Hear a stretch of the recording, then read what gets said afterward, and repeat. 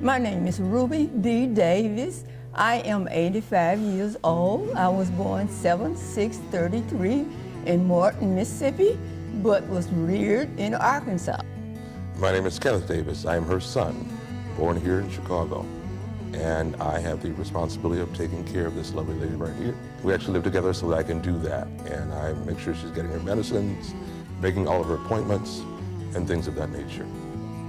She began her monthly routine physicals on about February of 2016. At that time, it was determined that she had some health issues that had to be addressed, and we were going back and forth to the hospital to get those effectuated. And at that time, we found out that she had the heart issue. She had to have stents put into her heart. During one of her routine checkups, the doctor took her back in the office and he did his examination of her, and he came back to me stating, okay, he says, well, you can do the surgery today or you can do it Thursday. And those were my options at that point. Obviously, it did not take place that Monday, but the ensuing Thursday, she did have the surgery. Well, I started having sort of like dizzy spells, and they gave me a CT scan. That's when they really found out that I needed those stents put near my heart. They told me I had to make a decision, but I told them it was left up to my son because he takes care of me. And he gave them, the okay to insert the stents. But mind you, that was a very, very arduous task in that she had had the surgery 2 years prior. And here we are again at that juncture. And I gave it everything I had at that point, and that's when I relied heavily upon God. Well, I was a little apprehensive because I had to take all those shots and blood tests, and I got tired of them sticking me with their needles. But I knew I had to go through it because I wanted to live and help other people. So I agreed. For me, it was very trying because this was something I had not anticipated at all, had no defense for it. And I just felt bad for her because of what she stated.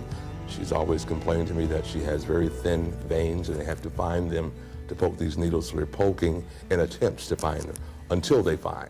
So these are all the times she's being poked, and I just really felt bad for her in that regard. And then after that, I just didn't know what I was going to do because she'd made it through one. And here we are yet again at the same juncture. And I stayed prayed up, and I just put it all in his hands. Well, first I would preface that by saying that the date that she went into the hospital was also the date that the kid's other grandmother went into the hospital. And I'm talking back and forth with my daughter, trying to tend to her, and it was just crazy at that point. And I just didn't know where to turn. I was trying to be strong for my daughter because she lost her other grandmother while tending to my own mother in the same regard. I can say to you that I attended her funeral today. And you can't tell me how good God is. You can't tell me. You cannot tell me. You can't tell me. I know who he is. I know. And I'm so grateful.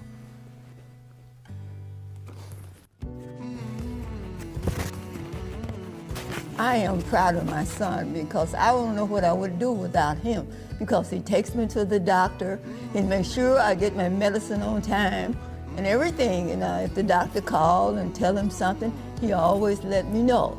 So he knows that, I'm a senior, but I still have a very good mind. For me, that means I am separated from the equation. It's all about her. It's all about her. Honor your parents. You get one shot. When you blow that, you've blown it. It will not return. You have one shot. It's going to be trying. It's going to be tough. But that's life. So do you separate that? Do you put it to the back burner because you have that option? Well, you don't have that option. Honor your parents at all times. At this stage of the game, be there for her every beck and call. I'm an ex-school teacher for 30 years, but I had another job. I worked for Dempsey Travelers and I did research. But I'm the type of person, I like to read and I like to keep up with what's going on. I read, I listen to all the news.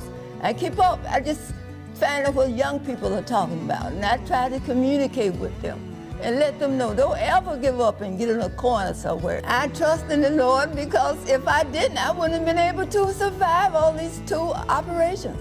But I knew that He would bring me through. My mom's most powerful weapon is the resilience that she has, the never-ending, you can do it, even when it looks daunting and it's probably not in your favor, she'll push you through.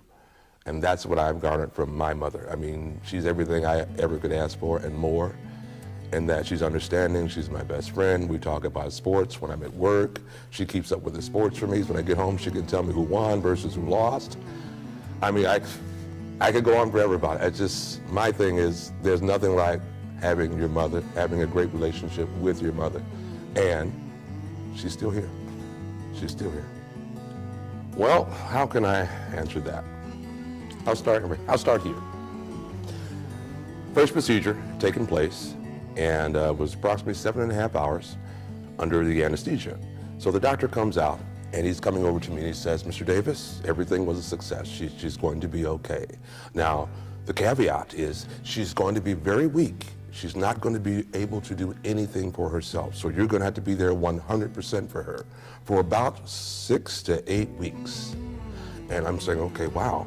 And he's like, yeah, and then she'll be very weak, she'll be lethargic. Don't be regarding that at all because she's just on her way back. She's on her journey back to her health. So right at this time that he's saying this, here she comes with her IV stand and wheels rolling up. I'm tired of laying down. How long I got to be in here? So I said, well, you want to turn and say that to her? Because I don't think she's going to believe you. See, he's the one, not me. Because you got this. You got this. All right. Happy Mother's Day to our Vernon Park family. Happy Mother's Day to Vernon Park family.